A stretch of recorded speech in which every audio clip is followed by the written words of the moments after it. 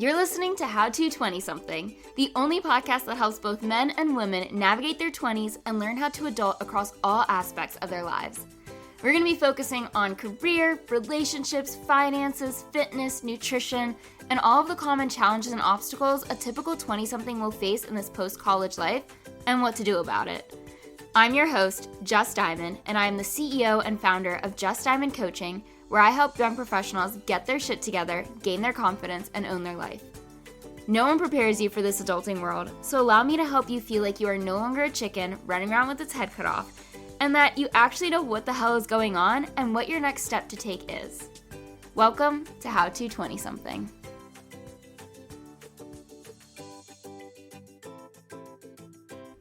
We are back with a brand new episode of How to 20-something, with the focus of today's episode highlighting the confusing, overwhelming, anxiety-ridden times that our 20s can bring, and playing off of last week's episode, that there is no right timeline to follow, but that there's still some way you can show up for yourself either mentally, physically, or emotionally. Like in my intro, I personally felt like I was a chicken running around with its head cut off, and now that my head is screwed on right, I look around and see others fall into their own traps. And this is such a common experience, yet you feel as though you are going through it alone and that no one can relate.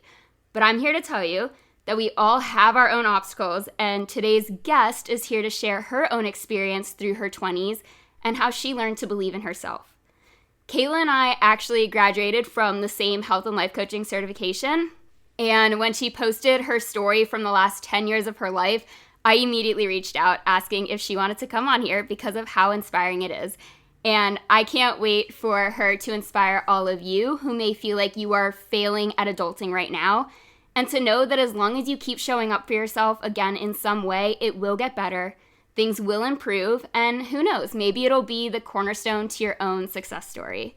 With that, I would like to introduce Gedda. Kaela is an ontological life coach serving leaders and entrepreneurs to live their most joy-filled lives, creating multi-six-figure plus businesses as a result.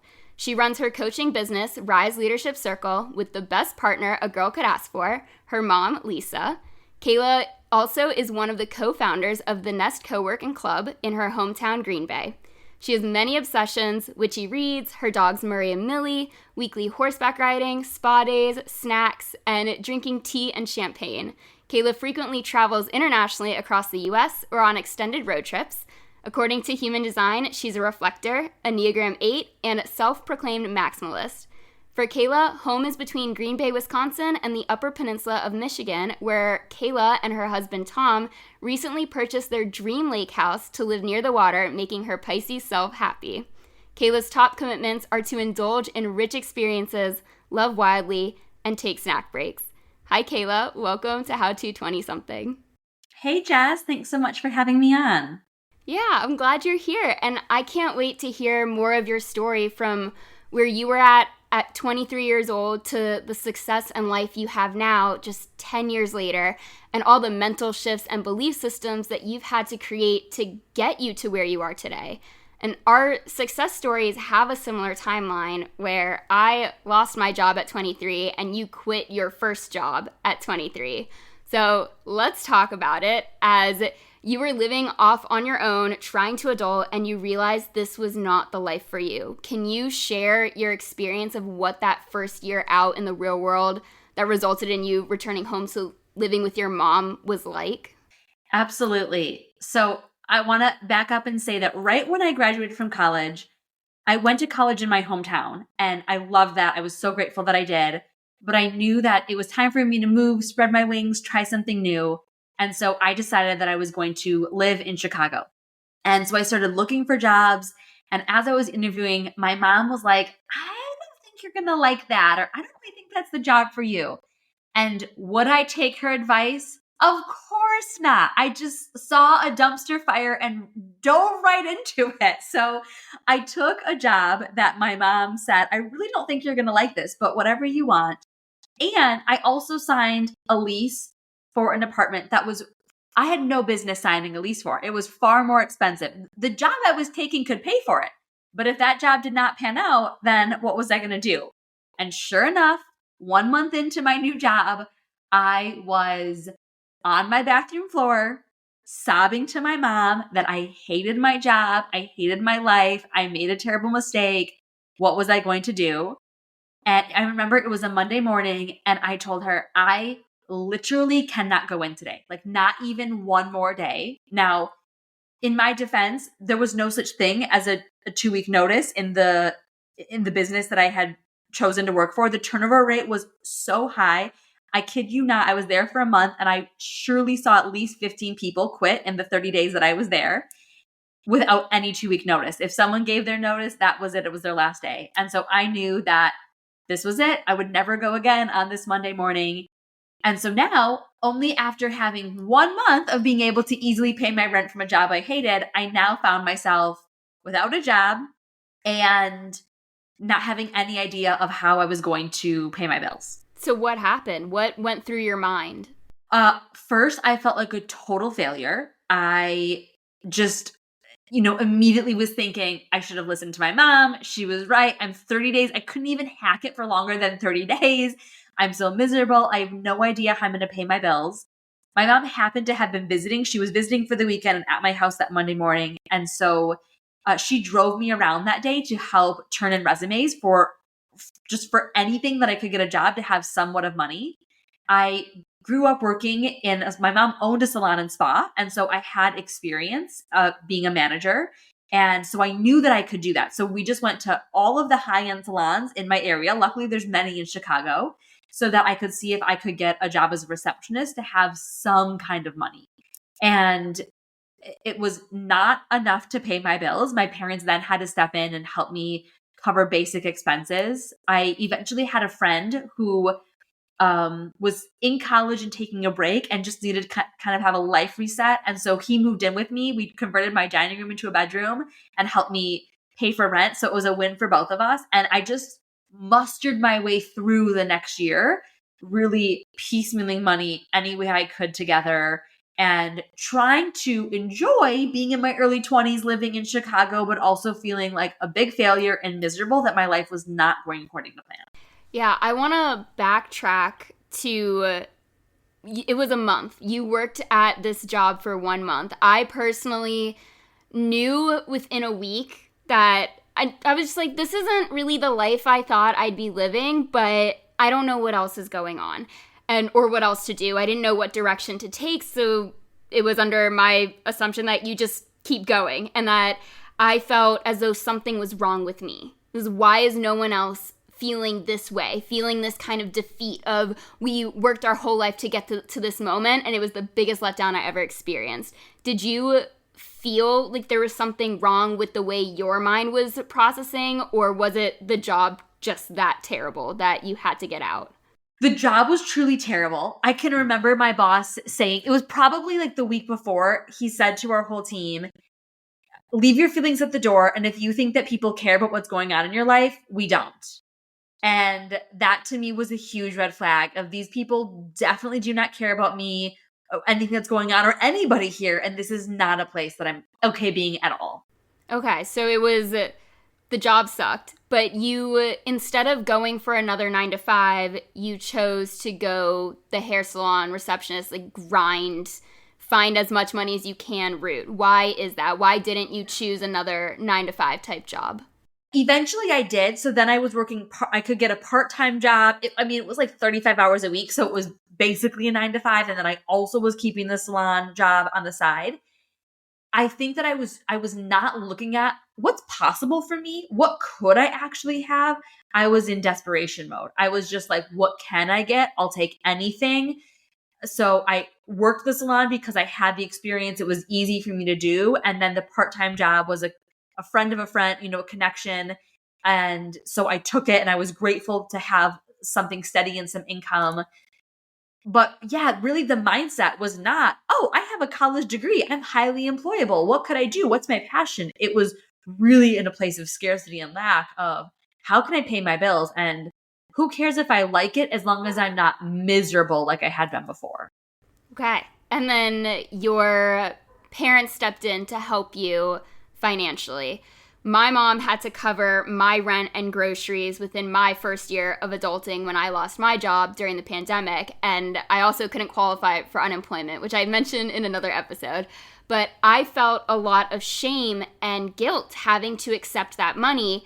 And I know this was a belief that was instilled in me when my mom was struggling when I was a kid and my grandparents wanted to help financially.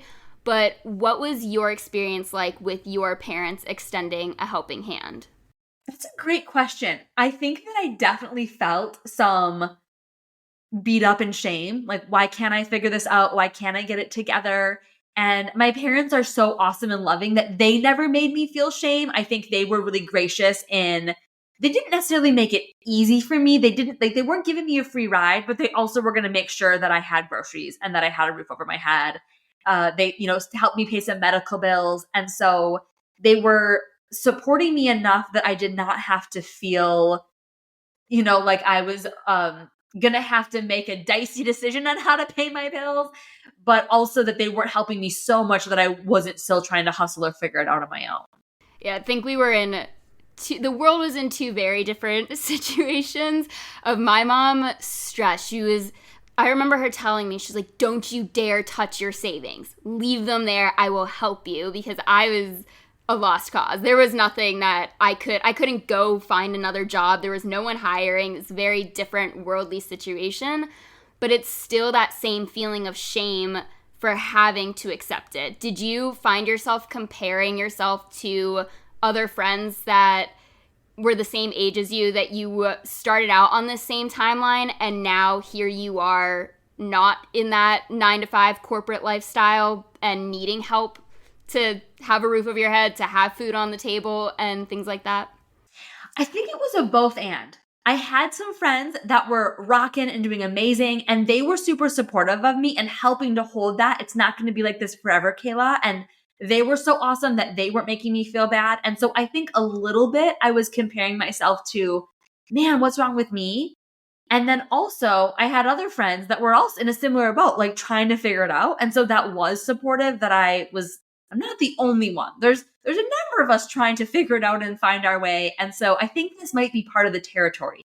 So it kind of, the pendulum would swing. Some days I would feel real beat up. What's going on? What am I doing? And other days I would remind myself, okay, this is what it's like to be in your early 20s and it's okay. And what happened now, if we fast forward after that first year of you grinding it out, finding money where you could, being in that scarcity mindset, what happened next? The next 3 years were more of the same.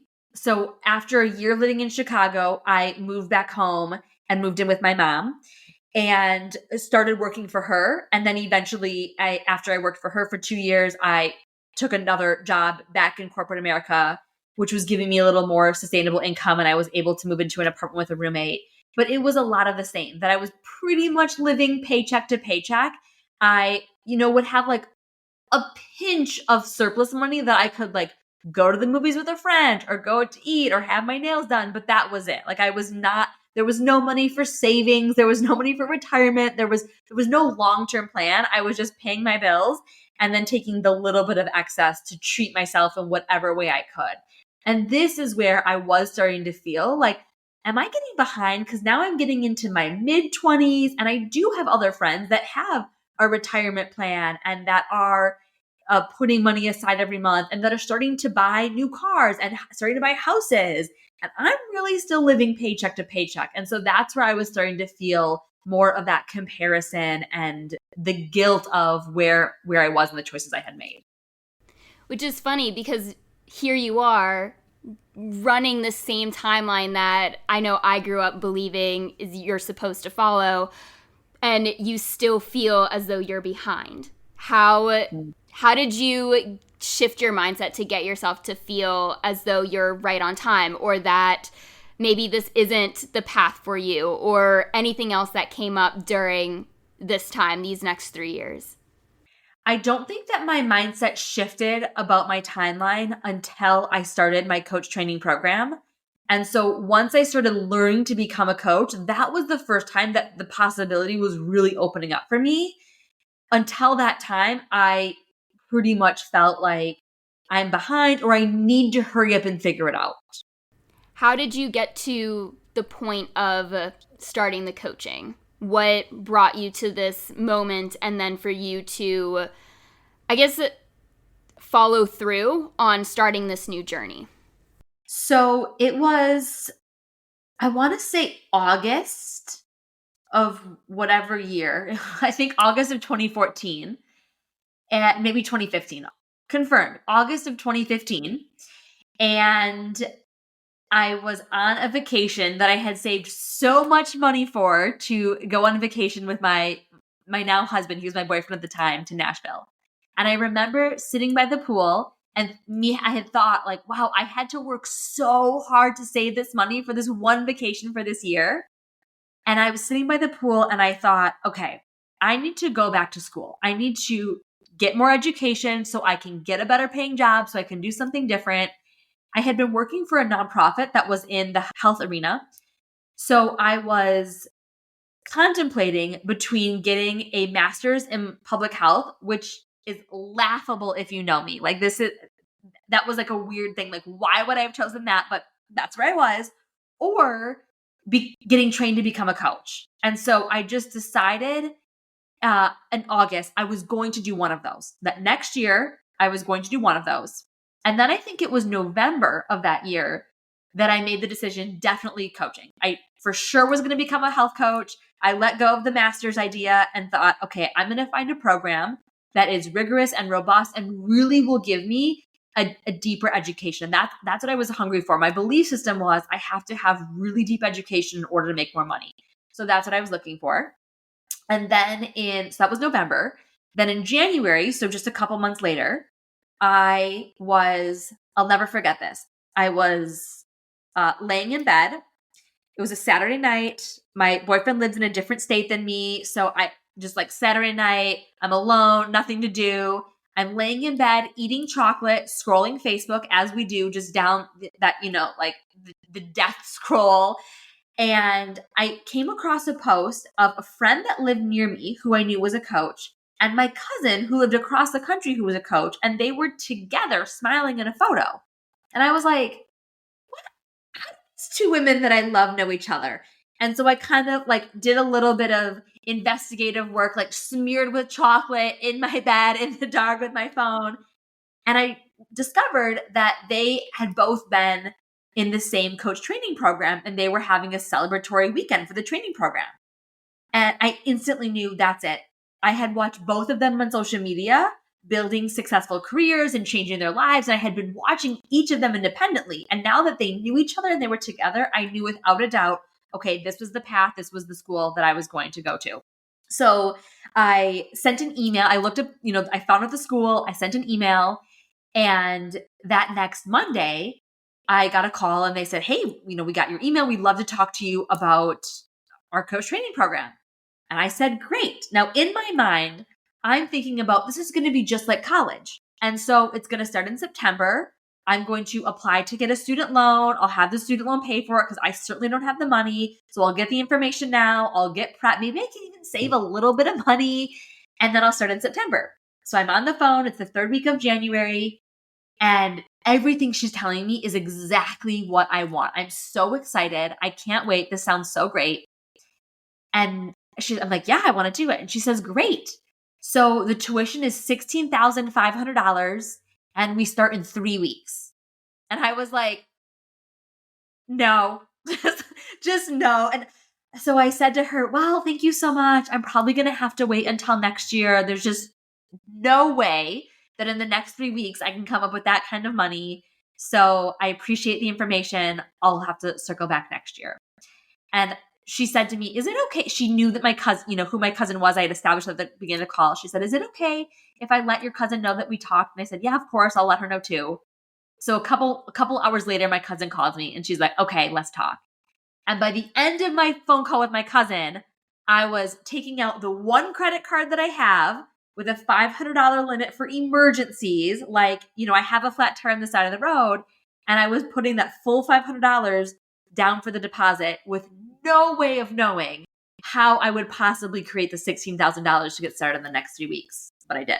That takes a lot of, I know I tell my clients, like, this is an investment in yourself. And my coaching certification was an investment in myself. My business coach is also an investment in my belief that I can succeed. And that's how we phrase it for our clients as well. What did your cousin tell you that gave you the permission or made you feel like you were allowed to rack up this kind of debt and put this credit card down and begin this journey right now? Yeah.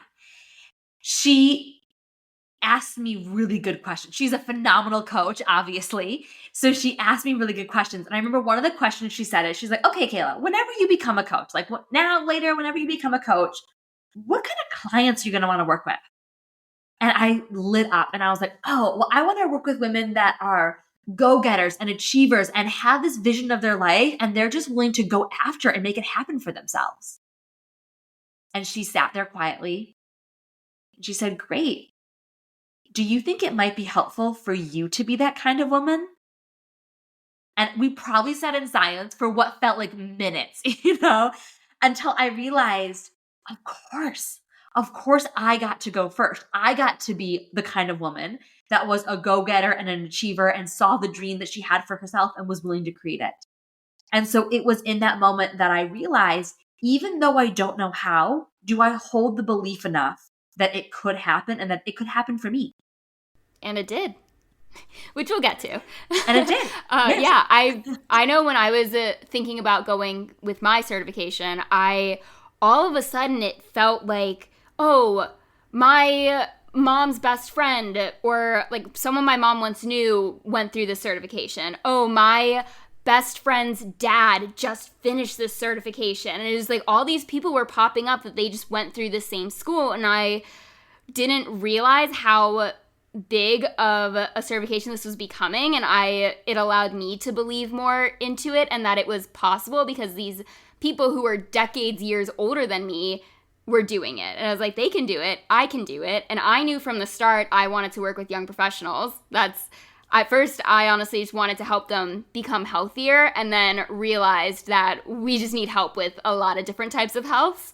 And so that's why I consider myself the one-stop shop for everyone to get their shit together. But that's like a phrase that I came up with probably a year and a half ago or something, and it's just, we go with it. Because that means something to everyone. Like, oh, you need to, like, if someone's like, I need to get my shit together, they have their own definition of what that means and what they need to work on, and also what they're willing to sacrifice to get there. And I think what I'm getting at is that your sacrifice also goes in line with your belief system of you're not willing to put up the sacrifices that you need to do if you don't fully believe in the outcomes you're after. So I want to backtrack again to you trying to live on your own. It didn't quite work out like you originally envisioned when you were in college and thinking of your 5-year plan or your 10-year plan. You feel defeated, you feel like a victim to your own life, and you lose this belief in yourself to even succeed and to thrive like some of the people that you were watching do it right, quote unquote, do it right. Yeah. Other than your cousin asking these questions, what shifted in you that gave you the courage to bet on yourself again? Such a good question. Something inside of me just spoke to me. And basically, I don't remember verbatim what it said, but the essence of it was, you can trust yourself, Kaela. Like, you are a powerful creator and you've got yourself. And it was exactly that language of, you can bet on yourself. You can trust yourself. This can happen for you. And in just a split second of deep courage or deep insanity, I don't know which, I just trusted it. And how would you say it played out for you within that following year? Were there still moments where you were teasing back and forth of, I don't know if I made the right decision? Absolutely. The next year was still an incredible a challenge. I felt like I was training I've never done a triathlon. I'm not sure that that's something that I'm interested in, but that's what it felt like a mental triathlon, because there was just peaks and valleys. And it was exhausting to be in that the yo-yo of the peak and the valley, that there would be a moment of, I think this is working, I'm getting it, I'm figuring it out, I'm trusting myself, and then it would crash and burn, and it would be crickets and nothing's working, and what I thought was working is crumbled, and it's all falling apart, and how's this going to happen? And so definitely that whole next year was a wild, wild ride that I just hung on to. At what point would you say the peaks and valleys started to shift a little? So my coach always says new level, new devil, as in there's always going to be some other downfall that comes, but it's always a higher version of you that's experiencing it, and it's not as, I guess, detrimental of a downfall because you're on this constant increase to better yourself. But what happened for you after that first year? How old were you at this point?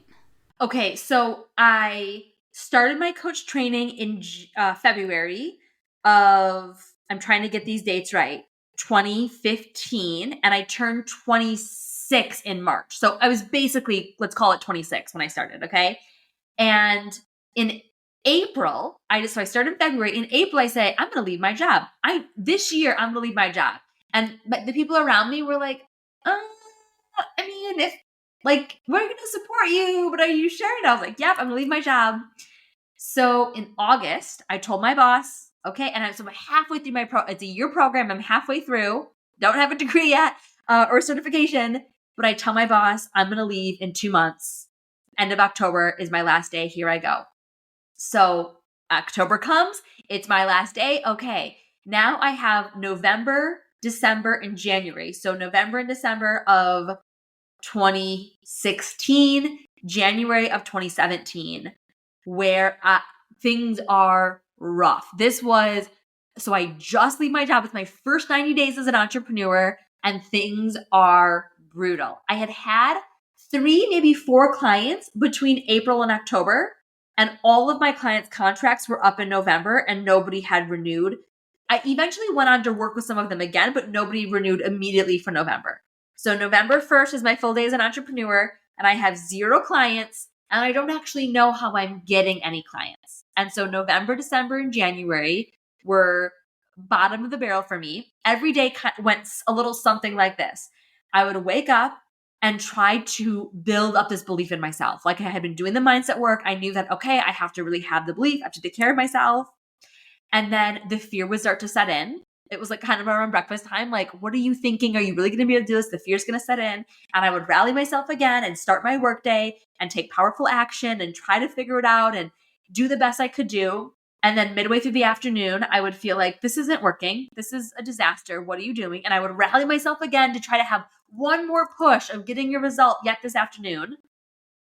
And then I would take a break and just like relax, do something else. And I ended every night for 90 days crying on my bathroom floor, feeling like I'm a failure. I'm a fraud. This is a disaster. I made a mistake.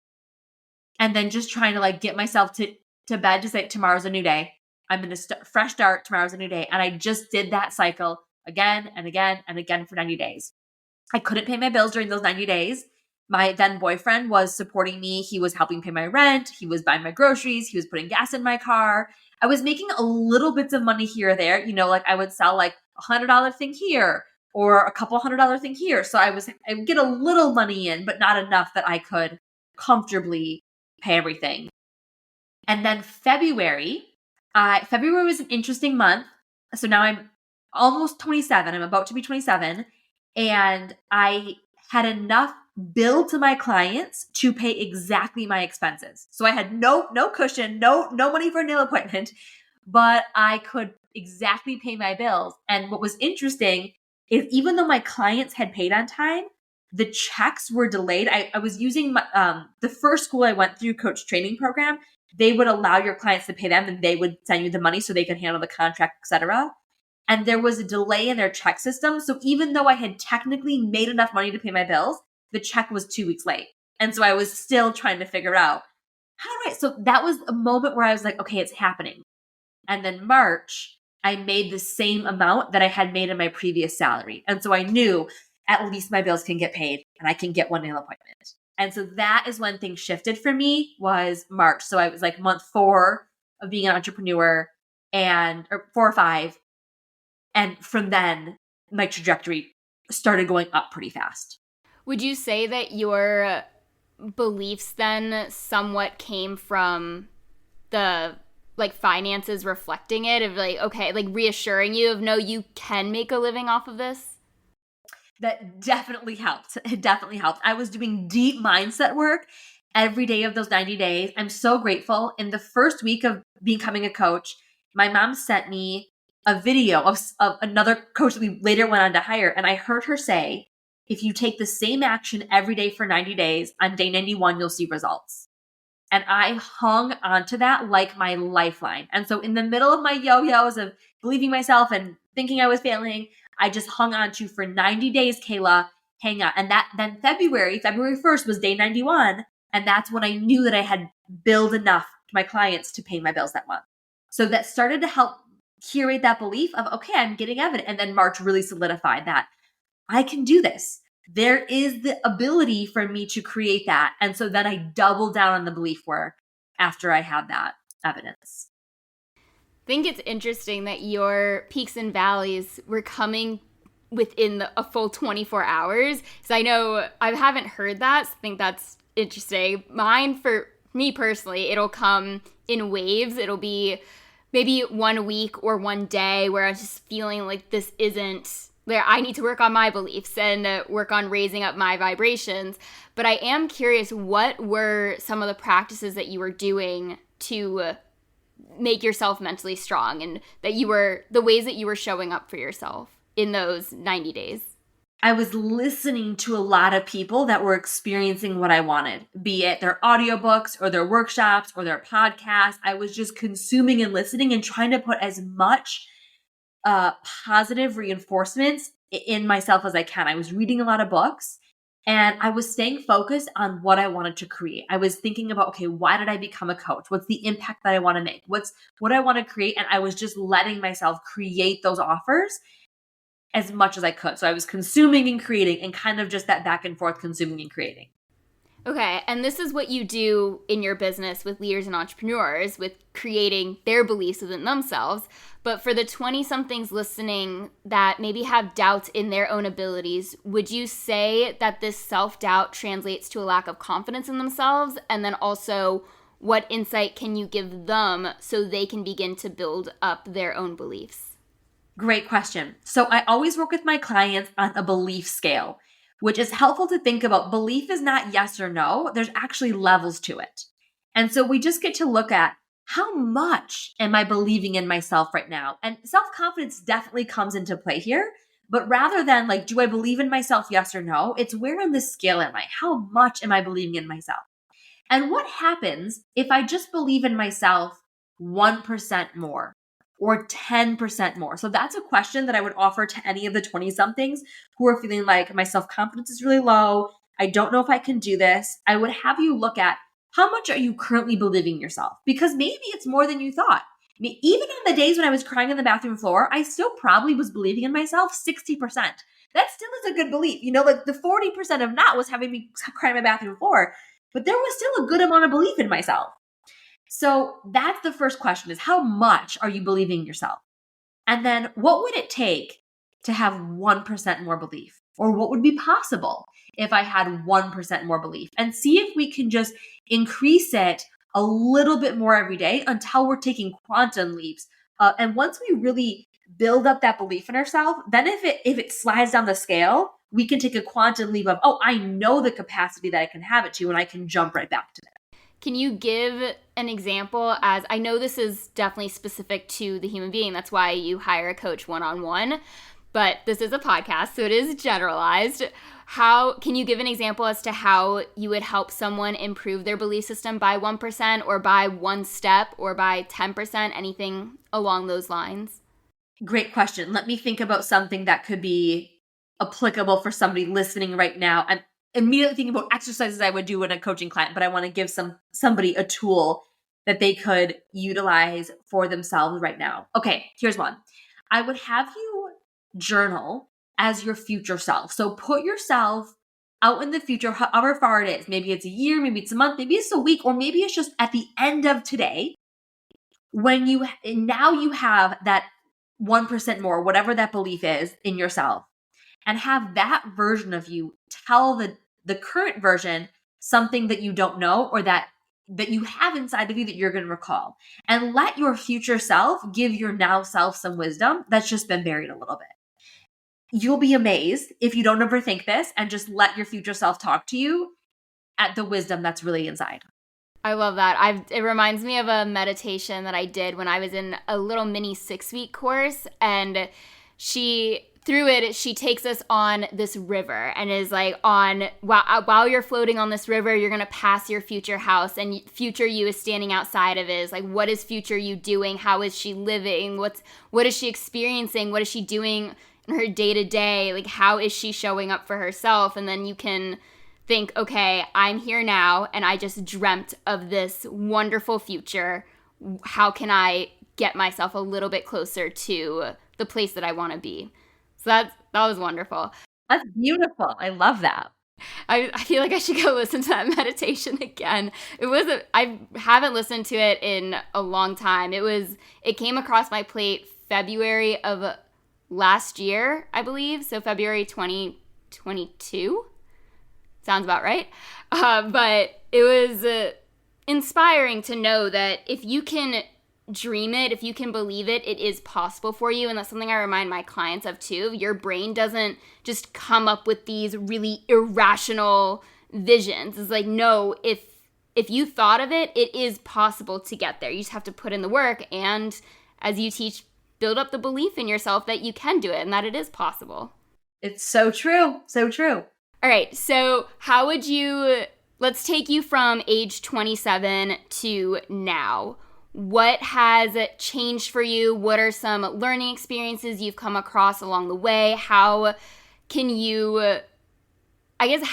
represent the inspiration to the 20-something-year-old self that hadn't even started this journey yet?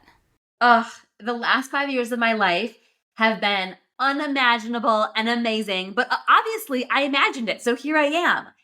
I truly think that if I would have told 23-year-old Kaela, okay, 10 years, this is what your life is going to look like, 23-year-old Kaela would not have believed it. She would never have thought that this level of success and love and freedom was possible for her. But it's my reality. It's really who I'm embodying. And so one of the shifts that I made was starting to let myself hold things as possible. Instead of saying, oh, that'll never happen for me, I have no idea. Instead of writing things off, I started to let myself say, well, what if that would be possible? And one example of that, I can remember when I was in, one of these valleys in my early 20s, and I was living at home, not paying any rent, or maybe going to start paying rent in an apartment. I can remember deciding, I made the decision that one, I'll never be a homeowner. It's not for me. It's too much stress. It's too much pressure. I just will never be a homeowner. I'll just rent forever. And the other thing that I decided is I'll know that my partner is my partner, my dream, my forever partner, when he's willing to cover all of the bills and all of the expenses. So I don't have the pressure of that. And whatever money I make, I had just felt like I'll always just make $30,000. That's the most money I can ever make. That the money that I make, we could use to spend to go on vacation. So we could go on nice vacations every year, or to be able to just pay for something a little bit extra. We could buy the Christmas presents for all of our family with it. And I can remember having made those decisions. I'll never be a homeowner, and I really need to have a partner that is willing to cover all of the expenses. And that, to me, the version of me now is hilarious that I would have thought that is the best that I could do. Not because I think that those things are bad or wrong. It's just, it's not anywhere near the vibration of who I am now. My husband and I just bought our third home together.